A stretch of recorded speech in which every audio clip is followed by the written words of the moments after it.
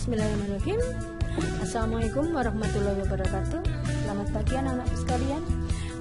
Pada kesempatan kali ini kita masih di mata pelajaran produk kreatif dan kewirausahaan dengan kompetensi dasar produk dan jasa. Minggu yang lalu kita sudah bahas tentang kualitas produk. Pada kesempatan kali ini kita akan bahas tentang kualifikasi produk. Pada dasarnya produk itu diklasifikasikan, pembagian kriterianya secara umum mengklasifikasikan berdasarkan keberwujudannya atau tangible. Yang kedua adalah klasifikasi produk berdasarkan daya tahan atau durability. Yang ketiga adalah klasifikasi produk berdasarkan kegunaan. Kita bahas satu persatu. Yang pertama adalah klasifikasi produk berdasarkan keberwujudannya. Dibagi menjadi dua macam, yaitu adalah barang dan jasa. Yang dimaksud dengan barang adalah merupakan produk yang berwujud secara fisik. Barang dapat dilihat, diraba, dipegang, dirasakan, disimpan, dan dipindahkan.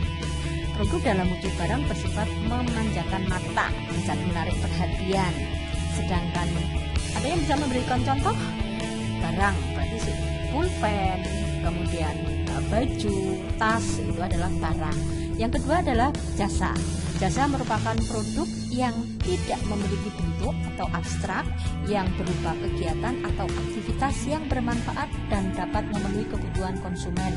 Produk jasa bisa dikaitkan dengan atau tidak dikaitkan dengan suatu produk fisik. Contohnya dalam bentuk jasa misalnya taksi online, kemudian servis mobil, kursus menjahit, bimbingan belajar, itu adalah kenyamanan yang kita nikmati pada saat perjalanan, itu juga produk jasa. Yang berikutnya adalah klasifikasi produk berdasarkan daya tahan. Kita bedakan menjadi dua, ada barang tidak tahan lama dan barang tahan lama. Yang pertama, barang tidak tahan lama atau non-durable good. Barang tidak tahan lama adalah barang yang berwujud yang biasanya habis dikonsumsi dalam satu atau beberapa kali pemakaian. Dengan kata lain, umur ekonomisnya dalam kondisi pemakaian normal beberapa kali kurang dari 1 tahun. Contohnya, ada yang bisa memberi contoh, ya, misalnya sabun mandi, pasta gigi, dan seterusnya. Itu adalah barang tidak tahan lama. Sedangkan barang tahan lama atau durable good adalah yang merupakan barang berwujud yang biasanya bisa bertahan lama dengan pemakaian atau umur ekonomisnya untuk pemakaian normal lebih dari 1 tahun. Misalnya, ada yang bisa memberi contoh, ya, televisi, AC, kemudian smartphone Anda sekalian, laptop, dan seterusnya. Itu adalah contoh barang tahan lama. Klasifikasi berikutnya adalah klasifikasi produk berdasarkan kegunaannya. Ada convenience good, kemudian ada produk konsumen, consumer good, dan yang berikutnya adalah produk industri. Kita bahas yang pertama, yaitu produk konsumen. Produk konsumen adalah produk yang diberi konsumen untuk dikonsumsi sendiri. Produk konsumen dapat digolongkan menjadi 4, yaitu convenience good, shopping good, specialty good, dan unsold good. Yang dimaksud dengan convenience good adalah produk sehari-hari, adalah produk-produk konsumen yang pada umumnya memiliki frekuensi pembelian tinggi, seperti tadi sabun mandi, pasta gigi, berdasarkan cara pembeliannya. Kemudian ada yang kedua adalah shopping goods.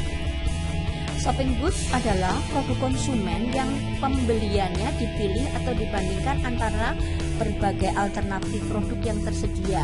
Konsumen memilih produk berdasarkan kriteria untuk dibandingkan terlebih dahulu dengan produk yang lain. Sehingga gini, maksudnya adalah yang dimaksud dengan shopping goods itu adalah ketika kita akan membeli sesuatu, kita akan membandingkan terkait dengan kualitas, kemudian harga, desain, dan seterusnya. Yang ketiga adalah special goods, adalah produk spesial atau produk konsumen yang memiliki karakteristik dan identifikasi merek yang unik. Secara umum, jenis barang ini terdiri barang-barang mewah yang memiliki merek dan model yang spesifik, sehingga barang ini memiliki Selain desainnya yang unik, yang spesial, termasuk juga harganya. Harganya karena spesial, maka barangnya spesial, maka harganya pun juga spesial. Yang keempat, unsought good adalah produk yang tidak dicari, yaitu produk konsumen yang keberadaannya tidak diketahui oleh konsumen, atau jika diketahui oleh konsumen, atau konsumen belum tentu tertarik untuk membelinya. Ada yang bisa memberi contoh unsought good? Tidak diketahui atau konsumen tidak tertarik. Contohnya batu nisan. Konsumen butuh, tetapi kan tidak tertarik. Itu adalah contoh produk unsought good. Berikutnya klasifikasi berdasarkan yang kedua adalah produk industri. Produk industri adalah produk yang dibeli untuk pemrosesan lebih lanjut atau penggunaan terkait dengan bisnis. Produk industri dikategorikan menjadi 5 kategori. Yang pertama adalah bahan mentah. Minta maaf, tadi saya jelaskan kalau yang produk konsumen tadi adalah produk yang dibeli untuk dikonsumsi konsumen. Tetapi kalau produk industri dibeli untuk proses produksi lebih lanjut, misalnya untuk kepentingan industri. Yang pertama adalah bahan mentah. Bahan mentah adalah barang yang akan menjadi bahan baku bagi suatu produk berupa sumber daya alam, seperti barang tambang, hasil hutan, hasil pertanian, dan seterusnya. Kemudian bahan manufaktur. Bahan manufaktur meliputi produk industri yang menjadi bagian dari produk jadi. Berbeda dengan bahan mentah, produk ini telah diproses dalam kondisi tertentu dan menjadi bahan dalam produksi lebih lanjut. Misalnya, besi tuang untuk dijadikan batangan baja, benang untuk dipintal menjadi kain, tepung diolah menjadi roti. Kemudian yang ketiga, instalasi.